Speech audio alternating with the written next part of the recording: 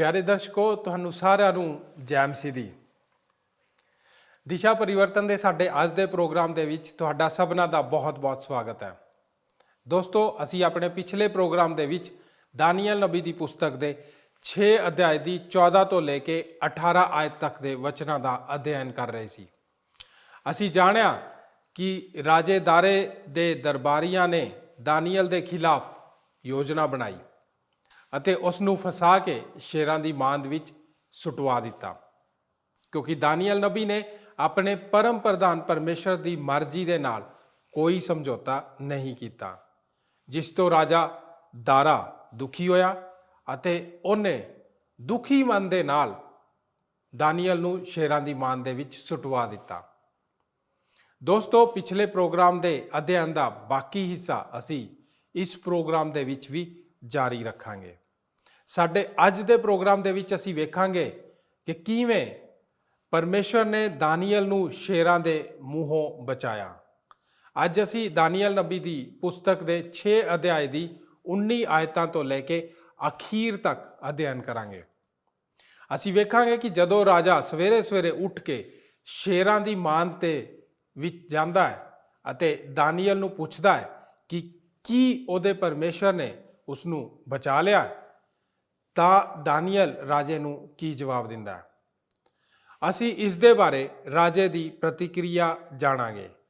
ਇਸ ਤੋਂ ਇਲਾਵਾ ਸਾਡੇ ਅੱਜ ਦੇ ਪ੍ਰੋਗਰਾਮ ਦੇ ਵਿੱਚ ਕਈ ਹੋਰ ਵੀ ਦਿਲਚਸਪ ਗੱਲਾਂ ਹਨ, ਜਿਨ੍ਹਾਂ ਨੂੰ ਤੁਹਾਡੇ ਲਈ ਜਾਣਨਾ ਬਹੁਤ ਜ਼ਰੂਰੀ ਹੈ। ਇਸ ਕਰਕੇ ਦੋਸਤੋ, ਸਾਡੇ ਨਾਲ ਇਸ ਪ੍ਰੋਗਰਾਮ ਦੇ ਵਿੱਚ ਅਖੀਰ ਤੱਕ ਬਣੇ ਰਹੋ, ਤੁਸੀਂ ਜ਼ਰੂਰ ਆਸ਼ੀਸ਼ ਪਾਓਗੇ। ਤਾਂ ਫਿਰ ਆਓ, ਦੇਰ ਨਾ ਕਰੀਏ, ਆਓ ਆਪਣੇ ਪ੍ਰੋਗਰਾਮ ਨੂੰ ਛੇਤੀ ਨਾਲ ਸ਼ੁਰੂ ਕਰਦੇ ਹਾਂ। ਪਰ ਇਸ ਤੋਂ ਪਹਿਲਾਂ ਕਿ ਅਸੀਂ ਪਰਮੇਸ਼ਰ ਦੇ ਵਚਨ ਦੇ ਵੱਲ ਅੱਗੇ ਵਧੀਏ, ਆਓ ਆਪਣੇ ਮਨਾਂ ਨੂੰ ਉਹਦੇ ਲਈ ਤਿਆਰ ਕਰੀਏ।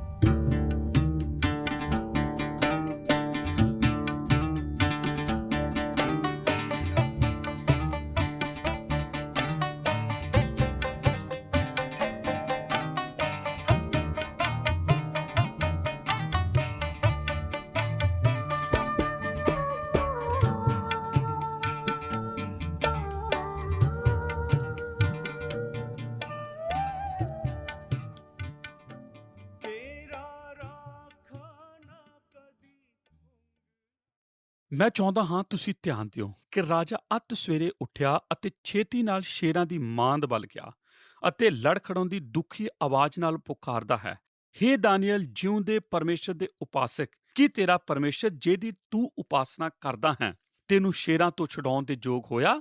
ਮੈਂ ਚਾਹੁੰਦਾ ਹਾਂ ਕਹਾਣੀ ਦੀ ਇਸ ਜਗ੍ਹਾ ਉੱਤੇ ਮੈਂ ਦਾਨੀਏਲ ਹੁੰਦਾ, ਕਿਸੇ ਹੋਰ ਜਗ੍ਹਾ ਤੇ ਨਹੀਂ। ਮੈਂ ਚਾਹੁੰਦਾ ਹਾਂ ਤੁਸੀਂ ਹੁਣੇ ਪਿੱਛੇ ਐਤ 16 ਵਿੱਚ ਚਲੋ।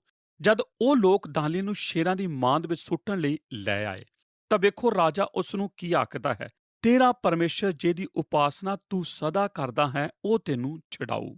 ਮੇਰੇ ਕਹਿਣ ਦਾ ਅਰਥ ਹੈ, ਇਹ ਹੀ ਇੱਕ ਪਵਿੱਤਰ ਵਚਨ ਹੈ ਜੋ ਅਕਸਰ ਤੁਸੀਂ ਦੁਖੀ ਵਿਅਕਤੀ ਨੂੰ ਆਖਦੇ ਹੋ, ਭਾਵੇਂ ਤੁਸੀਂ ਆਪਣੇ ਆਪ ਵਿੱਚ ਉਸ ਲਈ ਭਰੋਸਾ ਨਾ ਕਰਦੇ ਹੋਵੋ।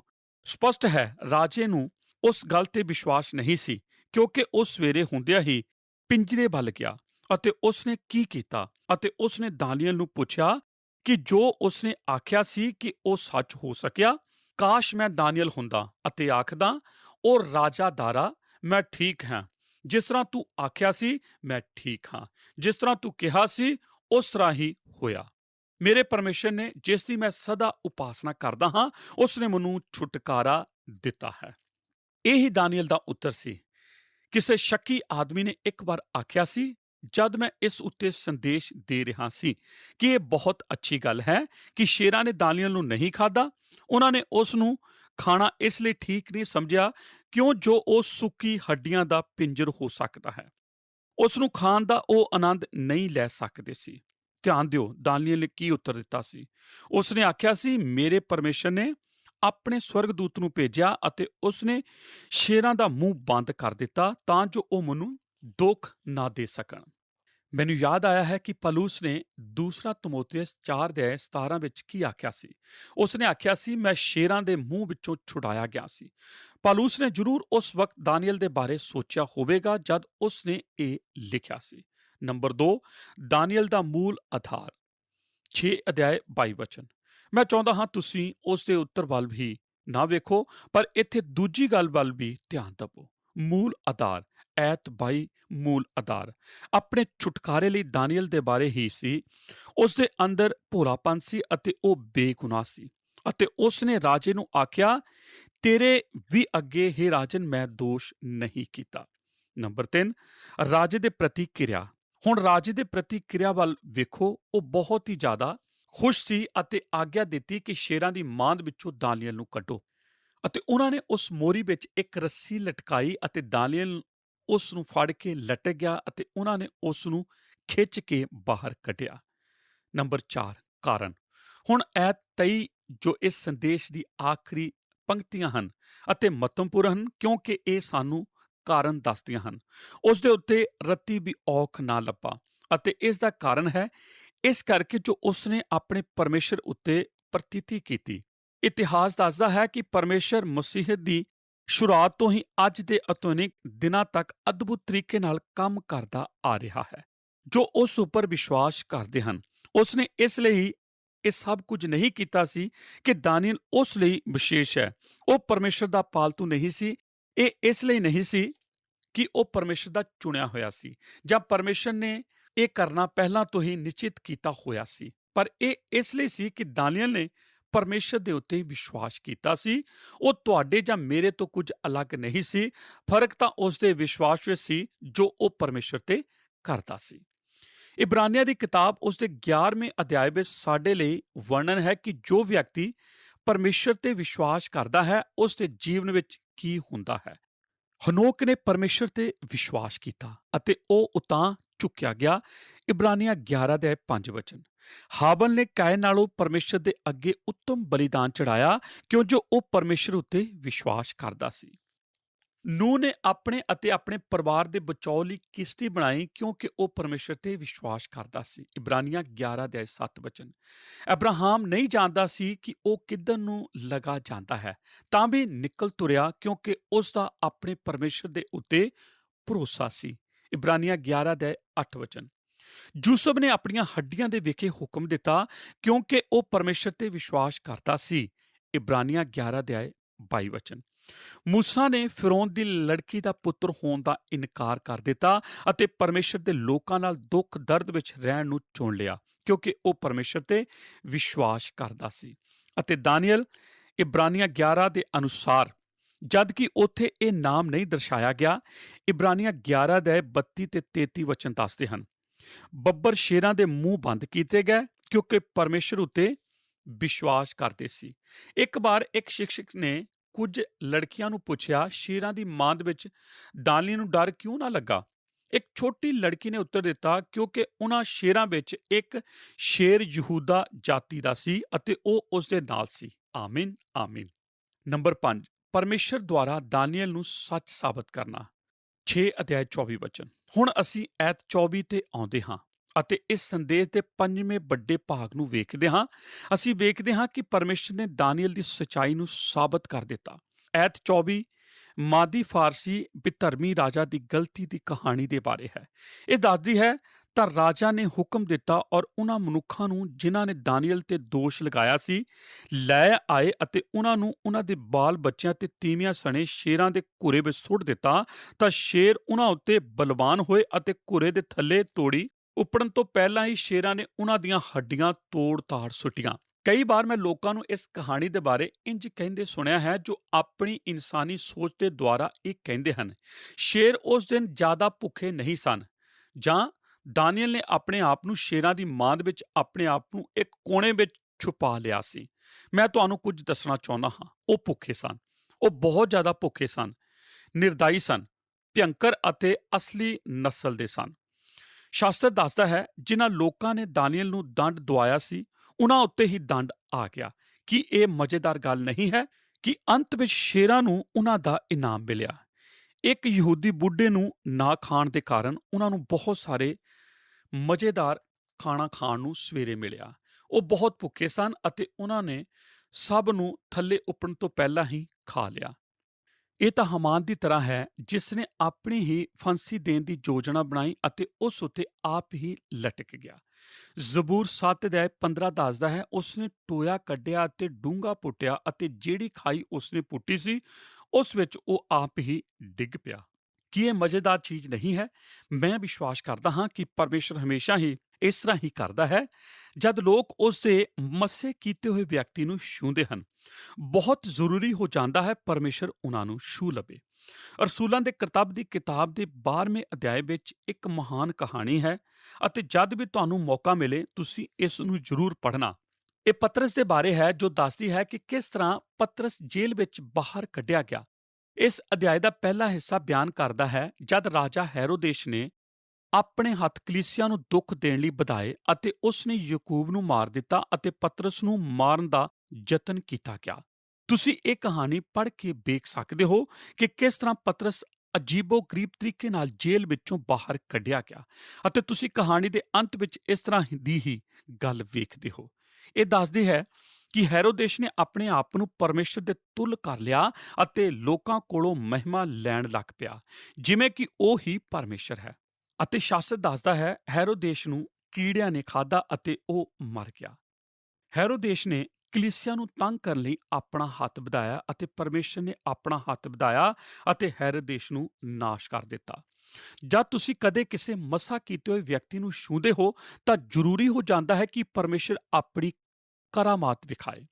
ਮੈਂ ਹੁਣ ਸਾਰ ਕੱਢਣ ਵੱਲ ਜਾ ਰਿਹਾ ਹਾਂ, ਪਰ ਮੈਂ ਚਾਹੁੰਦਾ ਹਾਂ ਕਿ ਇੱਕ ਪ੍ਰਸ਼ਨ ਪੁੱਛਾਂ, ਤਦ 6ਵੇਂ ਅਧਿਆਇ ਨੂੰ ਸਮਾਪਤ ਕਰਾਂ ਅਤੇ ਪ੍ਰਸ਼ਨ ਇਹ ਹੈ, ਇਸ ਗੱਲ ਨੇ ਮੇਰੇ ਉੱਤੇ ਕੀ ਅਸਰ ਪਾਇਆ ਹੈ? ਮੈਂ ਇਹ ਕਹਾਣੀ ਤਦ ਤੋਂ ਸੁਣਦਾ ਆ ਰਿਹਾ ਹਾਂ ਜਦ ਮੈਂ ਸੰਡੇ ਸਕੂਲ ਦਾ ਇੱਕ ਛੋਟਾ ਬੱਚਾ ਸੀ।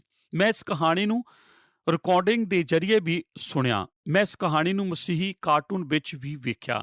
ਮੈਂ ਦਾਨੀਏਲ ਨੂੰ ਸ਼ੇਰਾਂ ਦੀ ਮਾਂਦ ਵਿੱਚ ਵੀ ਵੇਖਿਆ। ਇਸ ਲਈ ਕਿ ਮੈਂ ਚਾਹੁੰਦਾ ਹਾਂ ਤੁਸੀਂ ਜਾਣ ਲਓ, ਇਸ ਕਿਤਾਬ ਵਿੱਚ ਇੱਕ ਵੀ ਚੀਜ਼ ਇਸ ਤਰ੍ਹਾਂ ਦੀ ਨਹੀਂ ਹੈ ਜੋ ਸਾਡੇ ਵਿਵਹਾਰਿਕ ਜੀਵਨ ਵਿੱਚ ਅਮਲੀ ਤੌਰ ਤੇ ਨਾ ਹੁੰਦੀ ਹੋਵੇ। ਮੈਂ ਚਾਹੁੰਦਾ ਹਾਂ ਤੁਹਾਨੂੰ 2 ਜਾਂ 3 ਚੀਜ਼ਾਂ ਇਸ ਸੰਦੇਸ਼ ਵਿੱਚੋਂ ਦਵਾਂ। ਮੈਂ ਚਾਹੁੰਦਾ ਹਾਂ ਤੁਸੀਂ ਧਿਆਨ ਨਾਲ ਸੁਣੋ। ਸਾਰ ਭਾਗ ਊੜਾ, ਸ਼ੇਰਾਂ ਦੀ ਮਾਂਦ ਦੀ ਸੰਭਾਵਨਾ। ਨੰਬਰ 1, ਮੈਂ ਚਾਹੁੰਦਾ ਹਾਂ ਤੁਸੀਂ ਅੱਜ ਦੇ ਸੰਦੇਸ਼ ਨੂੰ ਵੇਖੋ ਜੋ ਸ਼ੇਰਾਂ ਦੀ ਮਾਂਦ ਦੀ ਸੰਭਾਵਨਾ ਨਾਲ ਜੁੜਿਆ ਹੋਇਆ ਹੈ। ਮਸੀਹੀ ਵਿਸ਼ਵਾਸ ਦੇ ਕਾਰਨ ਅਸੀਂ ਵੀ ਸ਼ੇਰਾਂ ਦੇ ਸਾਹਮਣੇ ਖੜੇ ਹਾਂ। ਅੱਜ ਸੰਸਾਰ ਵਿੱਚ ਅਸੀਂ ਅਲੱਗ ਹੀ ਹਾਂ, ਇਸ ਲਈ ਹਮੇਸ਼ਾ ਹੀ ਸਾਡੇ ਉੱਤੇ ਸ਼ੇਰਾਂ ਦਾ ਖਤਰਾ ਸਾਡੇ ਤੇ ਮੰਡਲਾਉਂਦਾ ਰਹਿੰਦਾ ਹੈ। ਕੀ ਤੁਹਾਨੂੰ ਯਾਦ ਹੈ ਕਿ ਪਿੱਛੇ ਅਸੀਂ ਤੀਸਰੇ ਅਧਿਆਇ ਵਿੱਚ ਸ਼ਦਰਕ, ਮੇਸ਼ਕ ਅਤੇ ਅਬਦਨਗੋ ਉਸ ਵਕਤ ਖੜੇ ਸਨ ਜਦ ਸਭ ਲੋਕਾਂ ਨੇ ਘੁਟਨੇ ਟੇਕੇ ਹੋਏ ਸੀ। ਹੁਣ ਹਰੇਕ ਖੜਾ ਸੀ ਅਤੇ ਦਾਨੀਏਲ ਘੁਟਨੇ ਦੇ ਬਲ ਸੀ। ਸਦਰਕ, ਮੇਸ਼ਕ, ਅਬਦਨਗੋ ਆਪਣੇ ਸਮੇਂ ਦੇ ਲੋਕਾਂ ਵਿੱਚ ਅਲੱਗ ਸਨ ਅਤੇ ਦਾਨੀਏਲ ਵੀ ਆਪਣੇ ਸਮੇਂ ਵਿੱਚ ਅਲੱਗ ਸੀ। ਪਰਮੇਸ਼ਰ ਨੇ ਉਹਨਾਂ ਨੂੰ ਛੁਟਕਾਰਾ ਦਿੱਤਾ ਸੀ। ਮੈਂ ਚਾਹੁੰਦਾ ਹਾਂ ਤੁਸੀਂ ਧਿਆਨ ਨਾਲ ਵੇਖੋ ਕਿ ਉਸਨੇ ਸਦਰਕ, ਮੇਸ਼ਕ ਅਤੇ ਅਬਦਨਗੋ ਨੂੰ ਅੱਗ ਦੀ ਭੱਠੀ ਵਿੱਚੋਂ ਛੁਟਕਾਰਾ ਦਿੱਤਾ ਸੀ ਅਤੇ ਉਸਨੇ ਦਾਨੀਏਲ ਨੂੰ ਸ਼ੇਰਾਂ ਦੀ ਮਾਂਦ ਵਿੱਚੋਂ ਛੁਟਕਾਰਾ ਦਿੱਤਾ। ਪਰਮੇਸ਼ਰ ਨੇ ਉਹਨਾਂ ਨੂੰ ਮੌਤ ਦੇ ਮੂੰਹ ਵਿੱਚੋਂ ਛੁਡਾਇਆ। ਉਸ ਤਰ੍ਹਾਂ ਅੱਜ ਵੀ ਉਹ ਤੁਹਾਨੂੰ ਅਤੇ ਸਾਨੂੰ ਛੁਡਾਉਣ ਦੀ ਸਾਮਰਥ ਰੱਖਦਾ ਹੈ। ਜ਼ਬੂਰ ਅਧਿਆਇ 57 4 ਵਚਨ, ਮੇਰੀ ਜਾਨ ਬੱਬਰ ਸ਼ੇਰਾਂ ਵਿੱਚ ਹੈ, ਮੈਂ ਭਾਂਬੜਾਂ ਵਿੱਚ ਅਰਥਾਤ ਆਦਮ ਵੰਸ਼ੀਆਂ ਵਿੱਚ ਲੇਟਾਂਗਾ। ਕਿ ਤੁਹਾਡੇ ਜੀਵਨ ਵਿੱਚ ਕੋਈ ਸ਼ੇਰ ਹੈ ਜਾਂ ਕੋਈ ਜੰਗਲੀ ਪਸ਼ੂ ਜੋ ਤੁਹਾਡੇ ਪਿੱਛੇ ਇਸ ਲਈ ਲੱਗਾ ਹੈ ਕਿ ਤੁਸੀਂ ਕੌਣ ਹੋ ਸਕਦਾ ਹੈ ਤੁਸੀਂ ਇਸ ਗੱਲ ਦੀ ਉਮੀਦ ਨਾ ਕਰਦੇ ਹੋਵੋ। ਕਿਸੇ ਨੇ ਮੈਨੂੰ ਯਾਦ ਕਰਾਇਆ ਸੀ ਕਿ ਇਹ ਸ਼ੇਰ ਜੋ ਸਾਡੇ ਪਿੱਛੇ ਲੱਗੇ ਹਨ ਉਹ ਹਨ ਬਿਮਾਰੀਆਂ ਜਾਂ ਕਾਰੋਬਾਰ ਵਿੱਚ ਨੁਕਸਾਨ ਜਾਂ ਘਰਾਂ ਵਿੱਚ ਅਲਗਾਓ, ਇਸੇ ਤਰ੍ਹਾਂ ਦੀਆਂ ਕਈ ਹੋਰ ਬਹੁਤ ਸਾਰੀਆਂ ਚੀਜ਼ਾਂ। ਜਦ ਉਹ ਸ਼ੇਰਾਂ ਦਾ ਸਾਹਮਣਾ ਕਰਦੇ ਹਨ, ਭਾਵੇਂ ਉਹਨਾਂ ਨੂੰ ਵਪਾਰ ਵਿੱਚ ਘਾਟਾ ਪੈ ਜਾਏ, ਕਿਸਾਨ ਦੀ ਫਸਲ ਨਸ਼ਟ ਹੋ ਜਾਏ, ਉਹ ਨਿਰਾਸ਼ ਨਹੀਂ ਹੁੰਦੇ, ਪਰ ਉਹ ਪਰਮੇਸ਼ਰ ਦੀ ਮਹਿਮਾ ਕਰਦੇ ਹਨ ਅਤੇ ਉਸ ਨੂੰ ਯਾਦ ਕਰਾਉਂਦੇ ਹਨ ਕਿ ਸਵਰਗ ਦਾ ਖਜ਼ਾਨਾ ਉਹਨਾਂ ਲਈ ਖੋਲ ਦੇਵੇ। ਜੇ ਕਦੇ ਮਸੀਹ ਮਾਂ ਦਾ ਪੁੱਤਰ ਅਚਾਨਕ ਮਰ ਜਾਂਦਾ ਹੈ ਤਾਂ ਉਹ ਉਤੇਜਿਤ ਨਹੀਂ ਹੁੰਦੀ ਅਤੇ ਇਸ ਗੱਲ ਨਾਲ ਉਸ ਨੂੰ ਚੈਨ ਮਿਲਦਾ ਹੈ ਕਿ ਇੱਕ ਦਿਨ ਉਹ ਪਰਮੇਸ਼ਰ ਦੇ ਘਰ ਜਾ ਕੇ ਆਪਣੇ ਪੁੱਤਰ ਨੂੰ ਮਿਲੇਗੀ। ਜੇ ਕਿਸੇ ਜਵਾਨ ਮਸੀਹ ਦਾ ਪਿਆਰ ਸਫਲ ਨਹੀਂ ਹੁੰਦਾ ਤਾਂ ਉਹ ਪਰੇਸ਼ਾਨ ਨਹੀਂ ਹੁੰਦਾ, ਪਰ ਉਹ ਪਰਮੇਸ਼ਰ ਤੇ ਭਰੋਸਾ ਕਰਦਾ ਹੈ ਕਿ ਇਸ ਵਿੱਚ ਵੀ ਉਸ ਨੇ ਕੁਝ ਠੀਕ ਹੀ ਕੀਤਾ ਹੈ। ਦੇਰ ਜਾਂ ਸਵੇਰ ਹਰੇਕ ਮਸੀਹ ਨੂੰ ਸ਼ੇਰਾਂ ਦਾ ਮੁਕਾਬਲਾ ਕਰਨਾ ਪਵੇਗਾ। ਬਾਈਬਲ ਦੱਸਦੀ ਹੈ ਸਾਡਾ ਵਿਰੋਧੀ ਸ਼ੈਤਾਨ ਮੂੰਹ ਫਾੜੇ ਫਿਰਦਾ ਹੈ ਕਿ ਕਿਸ ਨੂੰ ਪਾੜ ਖਾਵੇ, ਅਤੇ ਜੇ ਉਹ ਤੁਹਾਡੇ ਪਿੱਛੇ ਨਹੀਂ ਲੱਗਾ ਤਾਂ ਹੋ ਸਕਦਾ ਹੈ ਤੁਸੀਂ ਉਸ ਨੂੰ ਆਪਣਾ ਮਿੱਤਰ ਬਣਾ ਲਿਆ ਹੋਵੇ। ਇੱਕ ਮਸੀਹ ਜੀਵਨ ਵਿੱਚ ਦੁੱਖ ਅਤੇ ਪ੍ਰੀਖਿਆ ਦਾ ਆਉਣਾ ਬਹੁਤ ਜ਼ਰੂਰੀ ਹੈ। ਅਸੀਂ ਇਸ ਤੋਂ ਬਚ ਨਹੀਂ ਸਕਦੇ। ਇਹ ਕੱਲ ਹੋ ਸਕਦਾ ਹੈ, ਇਹ ਅੱਜ ਰਾਤੀ ਵੀ ਹੋ ਸਕਦਾ ਹੈ। ਭਾਗ ਐੜਾ, ਸ਼ੇਰਾਂ ਦੀ ਮਾਂ ਦੀ ਉਮੀਦ। ਹੁਣ ਮੈਂ ਤੁਹਾਨੂੰ ਦੂਜਾ ਪਾਠ ਦੱਸਣ ਜਾ ਰਿਹਾ ਹਾਂ ਜੋ ਕਿਸੇ ਸ਼ੇਰਾਂ ਦੀ ਮਾਂ ਦੀ ਉਮੀਦ ਦੇ ਬਾਰੇ ਹੈ।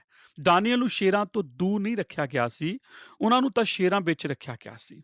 ਪਰਮੇਸ਼ਰ ਨੇ ਸਾਡੇ ਨਾਲ ਇਹ ਵਾਅਦਾ ਨਹੀਂ ਕੀਤਾ ਕਿ ਸਾਡੇ ਉੱਤੇ ਕੋਈ ਮੁਸੀਬਤ ਨਹੀਂ ਆਵੇਗੀ, ਪਰ ਉਸਨੇ ਇਹ ਵਾਅਦਾ ਕੀਤਾ ਹੈ ਕਿ ਅਸੀਂ ਮੁਸੀਬਤ ਵਿੱਚ ਰਹਾਂਗੇ।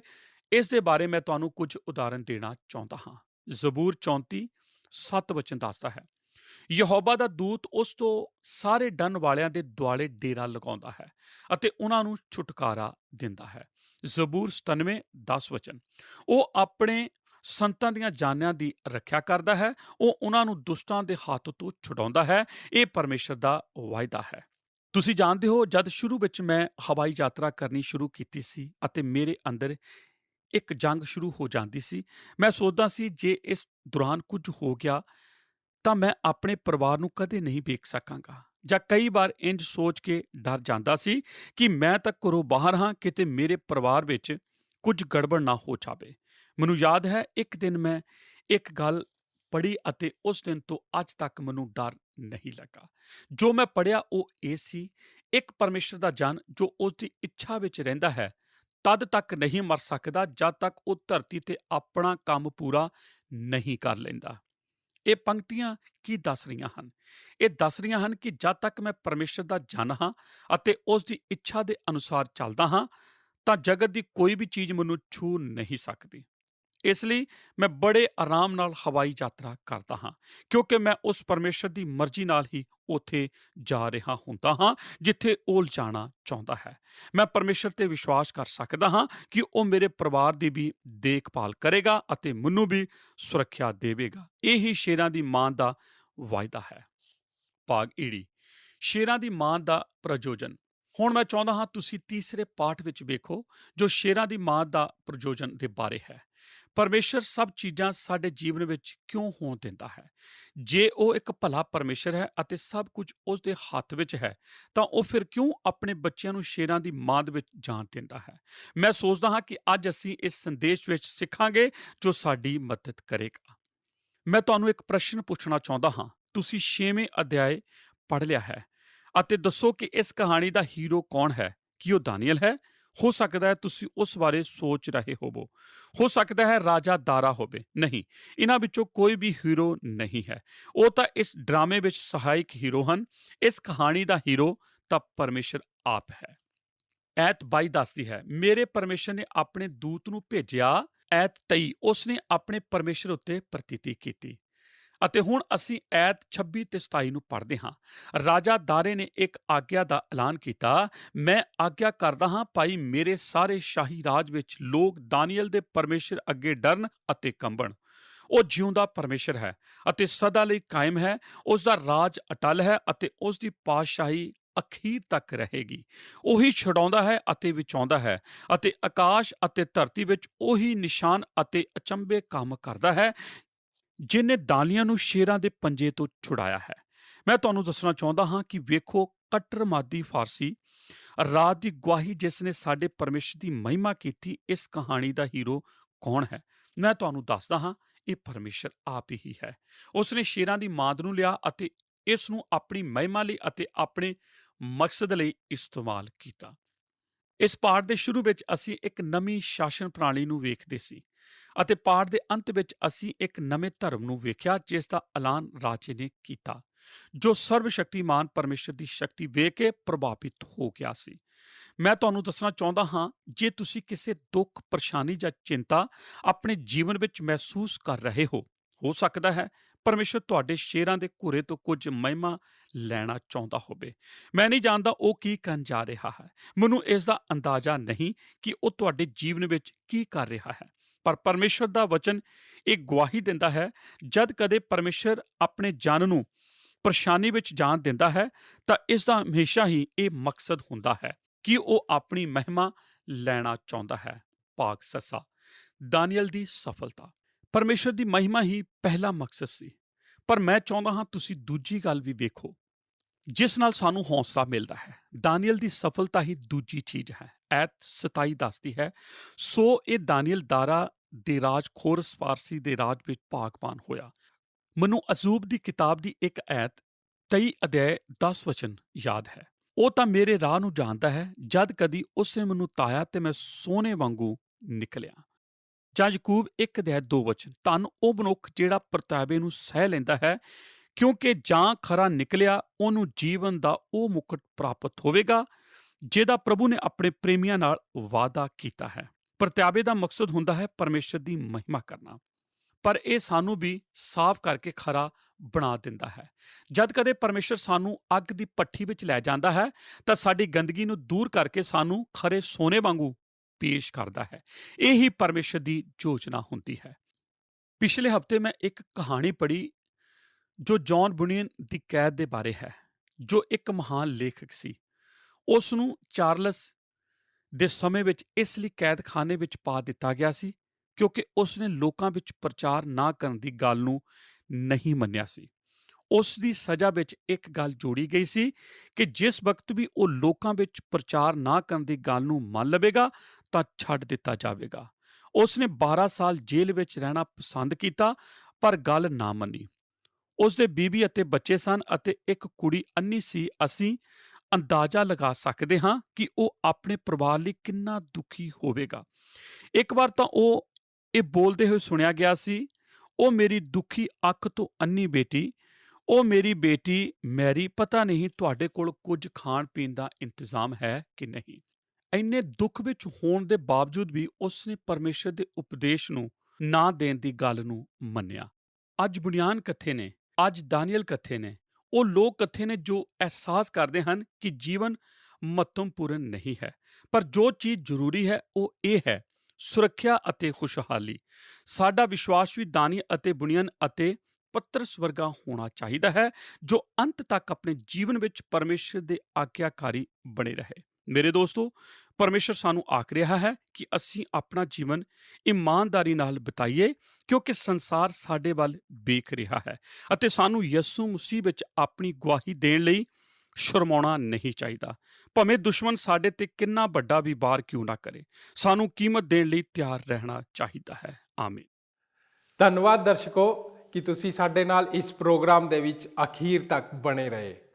ਸਾਨੂੰ ਪੂਰਾ ਵਿਸ਼ਵਾਸ ਹੈ ਕਿ ਤੁਹਾਨੂੰ ਸਭਨਾਂ ਨੂੰ ਸਾਡੇ ਅੱਜ ਦੇ ਪ੍ਰੋਗਰਾਮ ਤੋਂ ਲਾਭ ਮਿਲਿਆ ਹੋਵੇਗਾ। ਦੋਸਤੋ, ਅੱਜ ਅਸੀਂ ਦਾਨੀਏਲ ਨਬੀ ਦੀ ਪੁਸਤਕ ਦੇ 6 ਅਧਿਆਇ ਦਾ ਅਧਿਐਨ ਕਰ ਰਹੇ ਸੀ। ਅਸੀਂ ਜਾਣਿਆ ਕਿ ਦਾਨੀਏਲ ਨਬੀ ਨੂੰ ਸ਼ੇਰਾਂ ਦੀ ਮਾਂਦ ਵਿੱਚ ਸੁੱਟ ਦਿੱਤਾ ਗਿਆ ਤਾਂ ਜੋ ਉਹ ਸ਼ੇਰਾਂ ਦਾ ਭੋਜਨ ਬਣ ਜਾਏ, ਪਰ ਪਰਮੇਸ਼ਵਰ ਨੇ ਸ਼ੇਰਾਂ ਦੇ ਮੂੰਹਾਂ ਨੂੰ ਬੰਦ ਕਰ ਦਿੱਤਾ ਸੀ ਅਤੇ ਸ਼ੇਰਾਂ ਨੇ ਦਾਨੀਏਲ ਦਾ ਕੋਈ ਵੀ ਨੁਕਸਾਨ ਨਹੀਂ ਸੀ ਕੀਤਾ।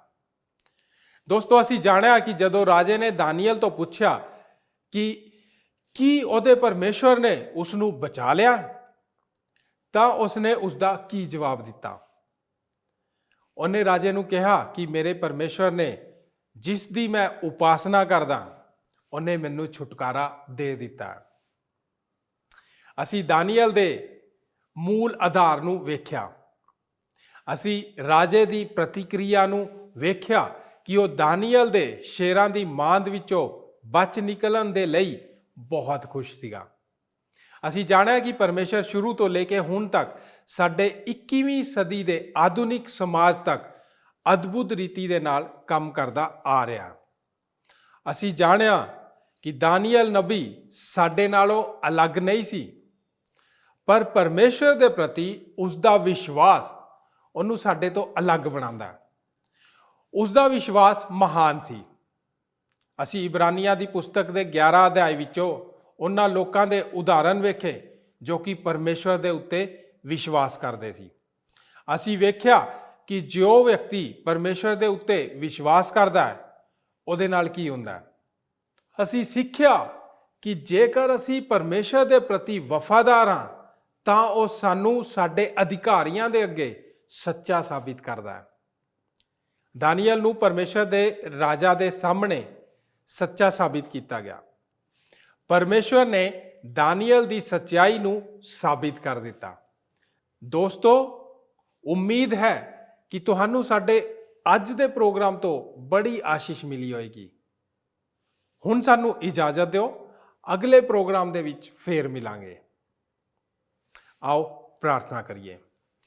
ਸਾਡੇ ਅਨੁਗ੍ਰਹਕਾਰੀ ਦਿਆਲੂ ਪਰਮੇਸ਼ਰ ਪ੍ਰਭੂ ਯਿਸੂ ਮਸੀਹ ਜੀ ਦੇ ਨਾਂ 'ਚ ਤੁਹਾਡਾ ਧੰਨਵਾਦ ਕਰਦੇ ਹਾਂ। ਪਿਤਾ ਪਰਮੇਸ਼ਵਰ, ਅੱਜ ਦੇ ਵਚਨ ਦੇ ਵਿੱਚੋਂ ਅਸੀਂ ਸਿੱਖਿਆ ਕਿ ਸਾਡਾ ਵਿਸ਼ਵਾਸ ਦਾਨੀਏਲ ਵਾਂਗੂ ਮਜ਼ਬੂਤ ਵਿਸ਼ਵਾਸ ਹੋਣਾ ਚਾਹੀਦਾ। ਕਿਸੇ ਵੀ ਤਰ੍ਹਾਂ ਦੀ ਪ੍ਰੀਖਿਆ ਕਿਉਂ ਨਾ ਆਏ, ਜੇਕਰ ਸਾਡਾ ਭਰੋਸਾ ਤੁਹਾਡੇ ਤੇ ਹੈ ਤਾਂ ਪ੍ਰਭੂ ਤੁਸੀਂ ਸਾਨੂੰ ਉਸ ਵੱਡੀ ਤੋਂ ਵੱਡੀ ਮੁਸੀਬਤ ਤੋਂ ਵੀ ਬਾਹਰ ਕੱਢ ਲਿਆਉਣ ਦੀ ਸ਼ਕਤੀ ਰੱਖਦੇ ਹੋ। ਤੁਸੀਂ ਪਿਤਾ ਪਰਮੇਸ਼ਵਰ ਦਾਨੀਏਲ ਨਬੀ ਨੂੰ ਸ਼ੇਰਾਂ ਦੇ ਮੂੰਹੋਂ ਤੋਂ ਬਚਾਇਆ ਔਰ ਉਸ ਦੇ ਰਾਜੇ ਦੇ ਸਾਹਮਣੇ, ਨਬੂਕਦਨੇਸਰ ਦੇ ਸਾਹਮਣੇ ਪ੍ਰਭੂ ਜੀ ਉਹਨੂੰ ਮਹਾਨ ਕੀਤਾ। ਪਿਆਰੇ ਪਿਤਾ ਪਰਮੇਸ਼ਰ, ਤੁਹਾਡਾ ਧੰਨਵਾਦ ਕਰਦੇ ਹਾਂ ਕਿ ਅੱਜ ਜੋ ਵੀ ਤੁਹਾਡੇ ਉੱਤੇ ਵਿਸ਼ਵਾਸ ਕਰਦਾ ਹੈ, ਉਸ ਦੇ ਵਿੱਚ ਪਿਤਾ ਪਰਮੇਸ਼ਰ ਇਸ ਤਰ੍ਹਾਂ ਦੀ ਸ਼ਕਤੀ ਤੁਸੀਂ ਉਹਨਾਂ ਨੂੰ ਦਿੰਦੇ ਹੋ ਕਿ ਉਹ ਪ੍ਰਭੂ ਜੀ ਆਪਣੇ ਵਿਰੋਧੀਆਂ ਦਾ ਸਾਹਮਣਾ ਕਰ ਸਕੇ ਔਰ ਤੁਹਾਡੇ ਪ੍ਰਤੀ ਵਫਾਦਾਰੀ ਨਾਲ ਖੜਾ ਰਹਿ ਸਕੇ। ਸਾਡੇ ਉੱਤੇ ਵੀ ਪਿਤਾ ਪਰਮੇਸ਼ਰ ਕਿਰਪਾ ਕਰੋ ਕਿ ਅਸੀਂ ਵੀ ਆਪਣੇ ਵਿਸ਼ਵਾਸ ਦੇ ਵਿੱਚ ਦਾਨੀਏਲ ਵਾਂਗੂ ਮਜ਼ਬੂਤੀ ਨਾਲ ਖੜੇ ਰਹੀਏ ਤੇ ਹਰ ਪਰਤਾਵੇ ਦਾ ਸਾਹਮਣਾ ਸਫਲਤਾਪੂਰਵਕ ਕਰ ਸਕੀਏ। ਧੰਨਵਾਦ ਦਿੰਦੇ ਪਿਤਾ ਪਰਮੇਸ਼ਰ ਇਸ ਅੱਛੇ ਵਚਨ ਵਾਸਤੇ। ਯਿਸੂ ਨਾਸਰੀ ਜੀ ਦੇ ਨਾਂ 'ਚ ਇਸ ਪ੍ਰਾਰਥਨਾ ਨੂੰ ਮੰਗਦੇ ਹਾਂ, ਆਮੀਨ। ਕੀ ਤੁਹਾਨੂੰ ਇਹ ਪ੍ਰੋਗਰਾਮ ਪਸੰਦ ਆਇਆ? ਹੁਣੇ ਸਾਨੂੰ ਇੱਕ ਮਿਸ ਕਾਲ ਦਿਓ ਤੇ ਤੁਸੀਂ ਅਗਲੇ ਜੇਤੂ ਹੋ ਸਕਦੇ ਹੋ।